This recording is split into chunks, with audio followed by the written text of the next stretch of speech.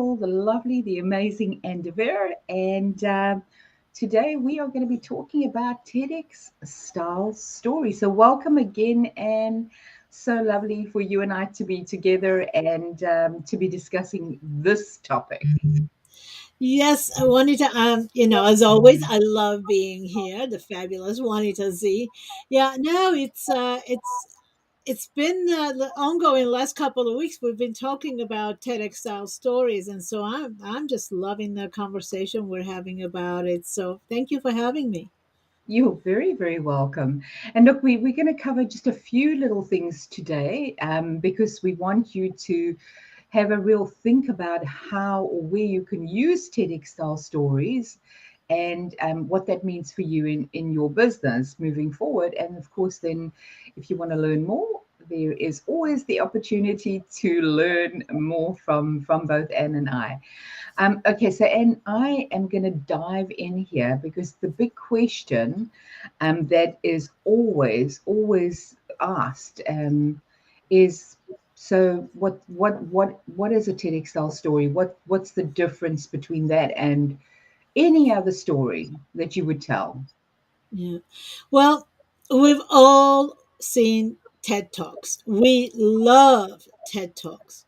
Is it the red dot? Is it the spotlight? What is it about it? No, it's not the red dot. Red dots are not that exciting. And spotlights, they may attract us, but it's the story. The thing about TED Talks is that one, they're in a very short time frame. They're 15 to 18 minutes, but what makes them special is the story itself, the way it's told. Now, there is a formula to it. Now, I am not a TED Talk trainer. However, when we started training experts to be interviewed on network TV, I wanted to know what we could do to bring the excitement into our mechanism, if you will. So I studied TED Talks and I figured out what makes them work according to me. But Mm-hmm. then when I actually started working with one of the top TED Talk trainers out of Netherlands, as a matter of fact, she told Wow. me, "And you do have the formula, you do have the formula, and you're doing it in 3 minutes." Well, the thing about it was that as we're training people to be interviewed network TVs, they had to be succinct. They had to be only in 3 minutes because that's how long you get when you're being interviewed.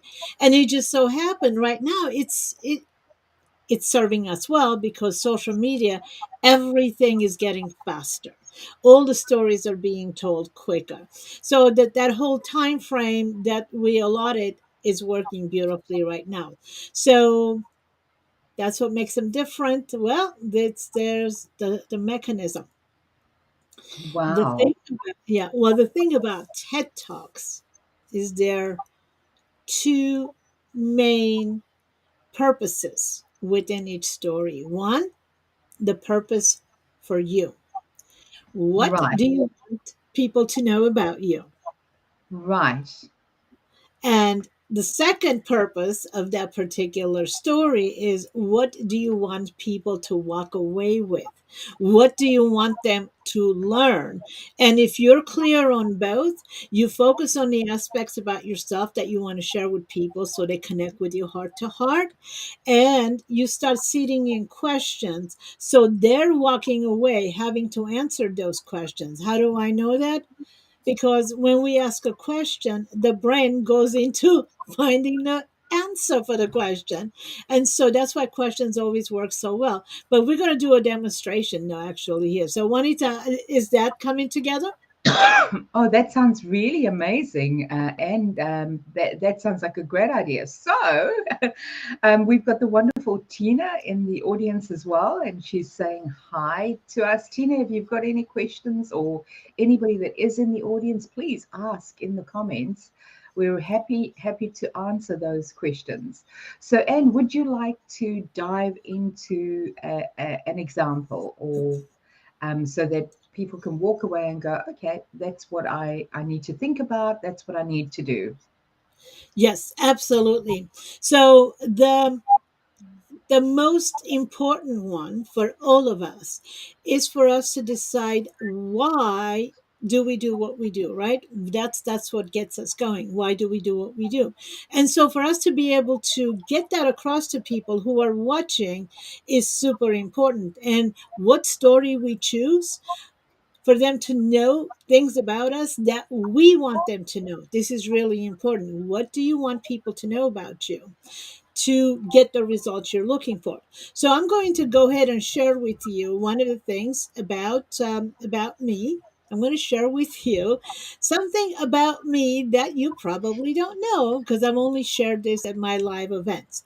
And so Oh, at the age of 9, no, go ahead, go ahead. oh, this is wonderful. No? Okay, so I'll continue that. Okay, so at the age of 9, I was putting on plays directing 12-year-olds. They were fairy tales, yes, and I was making costumes out of crepe paper. And Wow. so, yeah, so my little Red Riding Hood was running around with red paper tied around her neck. Okay, I was a costume designer. I was the director. I was the producer. I was 9 and I was directing 12-year-olds, right? And actually, when I was sharing this story with somebody, I said, what 12-year-old listens to a 9-year-old? And the gentleman I was sharing it with said, Anne, when you're passionate about what you do, when you're passionate about what you're sharing, everybody listens. And Ah, yeah, so passion comes in first. Now, why is this important? Well, I'm still directing, people. I'm still sharing what, for them to do. I am still giving people information to use. I'm still training people. But here's the other part. I grew up, I actually went into apparel manufacturing. So who knew that the little girl who was making costumes out of crepe paper would go into apparel manufacturing? Now, this story is really important because it demonstrates that even at 9 years old, I knew what I was passionate about. I ah, knew I was into apparel. I knew I wanted to be in show business per se. Is that making sense? yes, yes. Was that was like the moment where you went, this is it. I want to do this because I feel so alive while I'm doing it. Well, you're not on camera with me now. You know that. Yes, yes, I'm spotlighting you, Ed. Yeah, I'm busy you are. spotlighting you Yeah, because why don't we just stay on? Why don't you just stay on? Because I look for you. I'm like, where did she go? Okay. So now there's so far I've established, that I was actually in my passion even at the age of 9. Now, there's something else that I do want to share with you, and I'm going to dissect what happened with these stories as I'm sharing. What's the purpose of it? What did I want you to know? Well, so far, I wanted you to know that I was in my passion, I was in my purpose. So, if you're hearing this story, you're saying, wow, even then she knew. So, this must be what she's meant to do. When we're doing what we're meant to do, we're much better at it, right? Would you say? So now yeah, here's something else about me that I'm actually going to share that is super important as well. And so this is me at the age of 16. I am going to spotlight this. So give me a second, Anne, because Okay. I want people to see that. Okay, so that's me at the age of 16. I was actually very, very unhappy 16-year-old, Yeah. very unhappy at that time. And so, and what did I do? I got a job as a telemarketer. Now, can you imagine a very unhappy 16-year-old getting a job as a telemarketer? That's abuse. Everybody hanging up on you, right? But here's what I was doing. I was selling the Boston Herald American. It's a newspaper in Boston, in America. The Boston Herald American, but I was raising money for Jerry's kids. Jerry's kids are, they have muscular dystrophy. And Mm, so the money that was coming in was helping Jerry's kids. So what did I do? Even though I was such an unhappy 16-year-old. I would actually put the picture on the telephone. As I called people, they would hang up on me. I wanted to run, but I didn't. I said, I got to help those kids. I have to help those kids. So now you know a little bit more about me. Helping Wow. others is a key component of who I am. It inspires me. And so, if we're ready, I'm going to now share the formula with you when we're Oh, creating content, how to put your okay. story together. Let me spot Any mine. comments on this? Okay. So now let's go full screen here so all of you can see. If you can actually create, just make a few comments, So there is the, I don't know if you can actually read this, but anyways, so there is the story. If you want to gather your stories, there's a story and the purpose of that story for you and for others. And that story happens to be right about here. I don't know if you can read. You probably can. So It's I'm just actually gonna, quite blurry from my side. I don't know if it is yeah, from your side. it does look blurry. I think the whole broadcast aspect of it makes it blurry. But so I will explain to you. I Okay, will explain to you how. So come on, because I think this is something. I'm Yes, back. there. I'm back. So Let's go for it. yeah. So when you are creating a story, you want to look at, when put the name of the story there, and then you want to take a look at, okay, why do you want this story? Why should it go out there? And as I shared with you earlier, the reason I was sharing the story about me being in the apparel industry or creating costumes is because I wanted you to know that I'm in my passion. But why did I share the story when I was 16 years old? Well, that right there, it says, I've been in overwhelming pain. As a matter of fact, at the age of 16, I was suicidal. So I know what overwhelming pain is. I've been there. And making a difference in people's lives is what walked me through it, is what carried me through it. So Yeah. making a difference is an important part of me. So that's what I wanted you to know about me, that everything I do, it has to make a difference in people's lives. So that story kind of got across, would you say? Yeah, well, it's interesting because there were a few more things that came through for me listening to that story. So, because you're telling the story from your perspective and making a difference in people's lives, and that definitely came across, Anne. But for me, what came across is the tenacity that you had. So I look and I go, wow, this girl at 16 had such tenacity. She was so brave because she was going through so many such a huge emotional um, state, and yet she was brave and she was pushing, and even though she was feeling like that, she was wanting, she could still see the light to make a difference for somebody else. That's what came through for me, so that's incredible. Thank you. Thank you. That's fabulous, because that's why, stay with me, wanted to stay with me. That's one of the things that you want to also be clear what you want the audience to walk away with. And Right. so part of that story, that if I was telling the whole story, I would say, you know what? We're all stronger than we are. Think of a time in your life when you were inspired to take action because you wanted to make a difference. You are stronger than you think you are. So when is that time?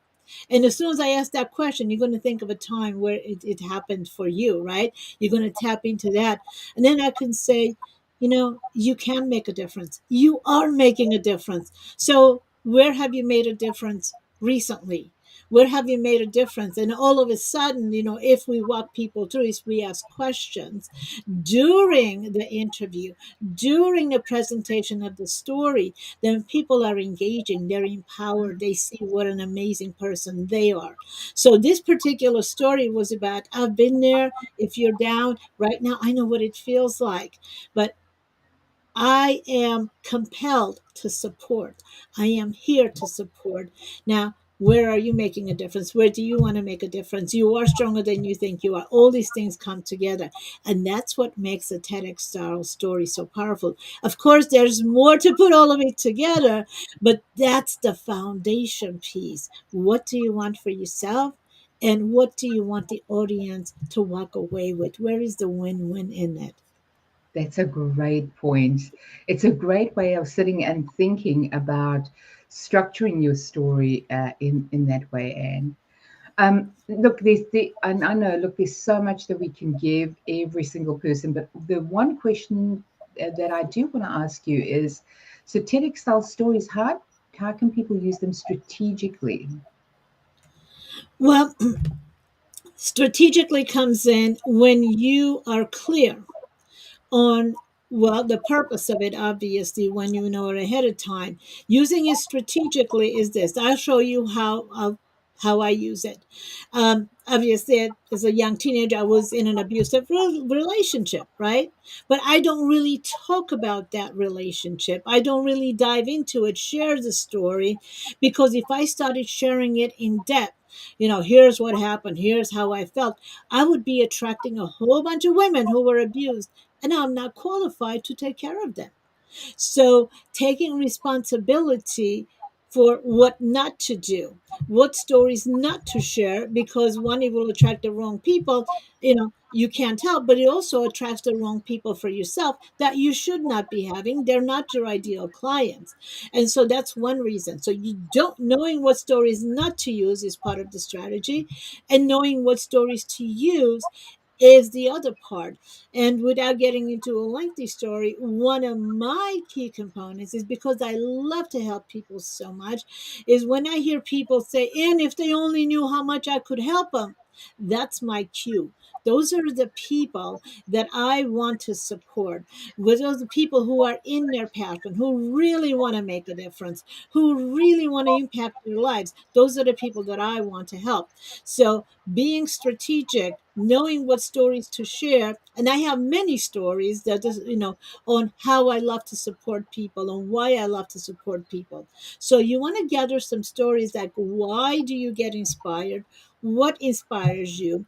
Why do you do what you do? So gather maybe three or four of those stories so you can use them as it's appropriate for the right interview, or maybe for the right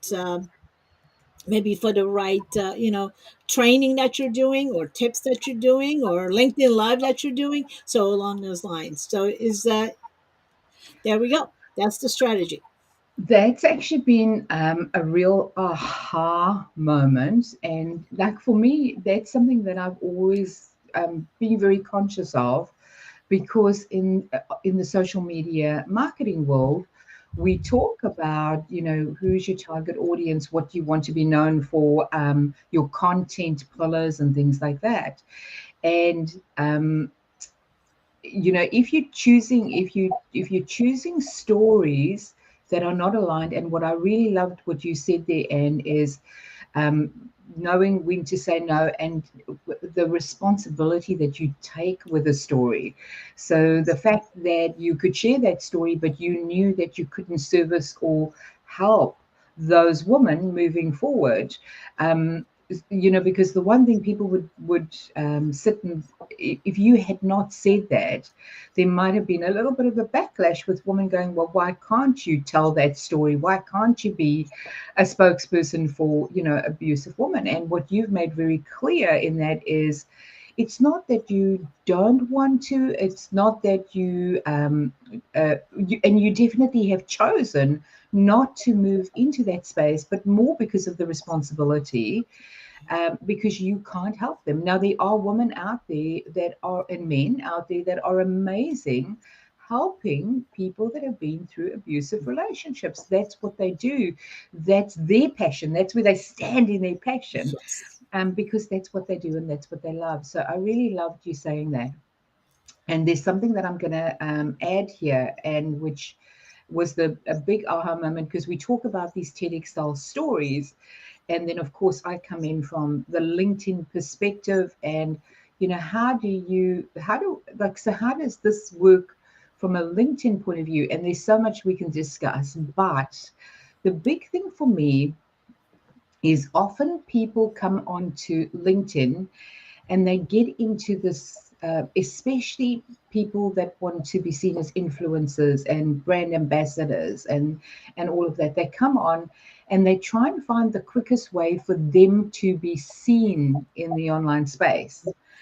And in LinkedIn, there is a way that you can follow, um, obviously hashtags and things like that. But the LinkedIn for Creators puts out a list of things that you can talk about over the next 3 months.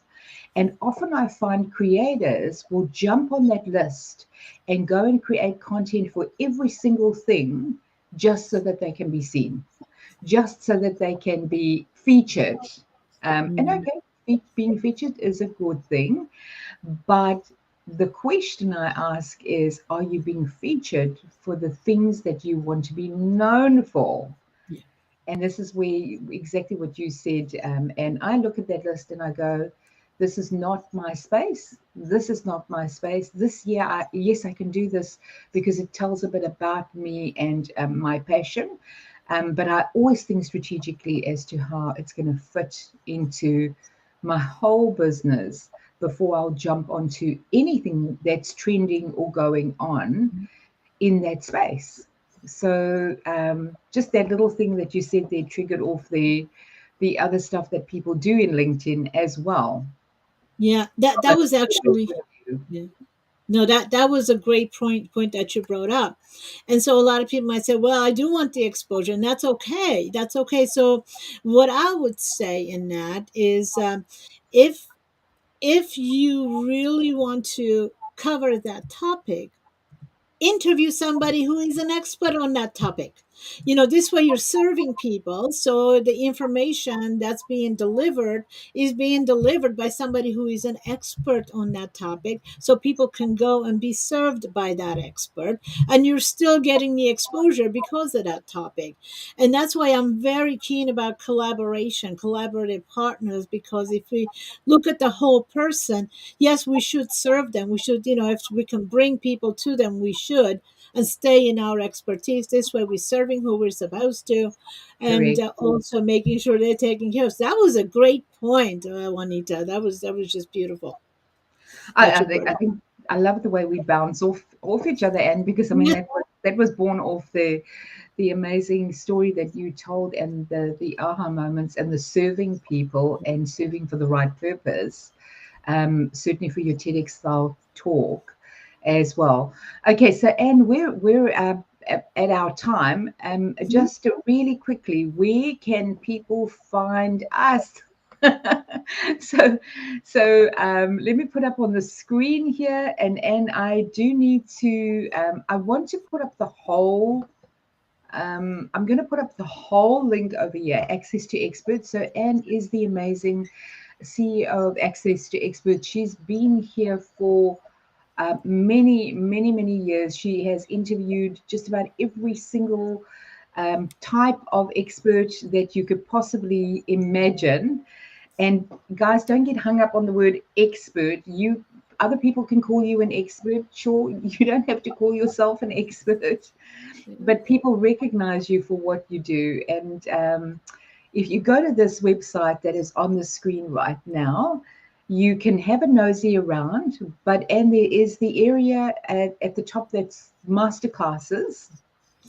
And if you Yes. click on that, you can find a masterclass that Anne and I did together, an hour and a half. Oh no, it was a bit longer than that, 2 hours, was Well, it? close to it. Yeah. It was very good, though. Where you can click, put your name in, and go and watch that. And there's definitely more information there as well about the TEDx style stories. But we are going to be pushing out a 1 day workshop as well.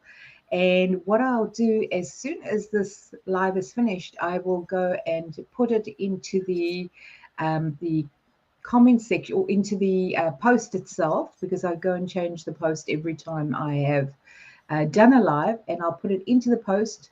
And if you want to come and join that workshop, please feel free to do that. However, also go and watch the masterclass that we've done. And do you want to add anything? Well, yeah, actually, the free masterclass, it's so loaded with so much content. Yeah. Juanita actually was sharing the 5 different kinds of videos for social selling on LinkedIn. And I was sharing information on how to make the camera love you and how to interact, how to be more comfortable and more authentic, as well as reluctant celebrity syndrome. So if you have any hesitancy to get on camera, it will eliminate it. Some really cool exercises. And again, going back, Juanita being a social media expert and especially on LinkedIn, that's who I'm actually learning how to really leverage LinkedIn because of all the wonderful people that are on it, the right audience, and especially right now with live streaming being available to everybody, we all should know how to show up on camera, being impactful and also being strategic. So, social selling is the key. How do you deliver content in a way that's adding value and not salesy? Because nobody wants to sell. We all want to attract, right? And so, be sure to look at those because you want to create those videos with us and interact. So, there's lots of fun stuff coming on.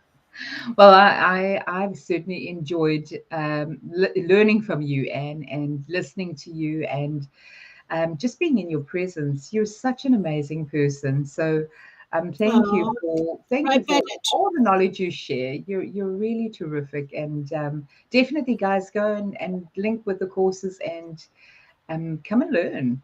Come and learn from the amazing and come and learn from me. I'm sure we've got so much knowledge to share combined that it will make a difference for you. And with that said, we wish you a wonderful, wonderful day wherever you are in the world, whether your day is ending, whether your day is just beginning, or whether you're right in the middle. Have a great one.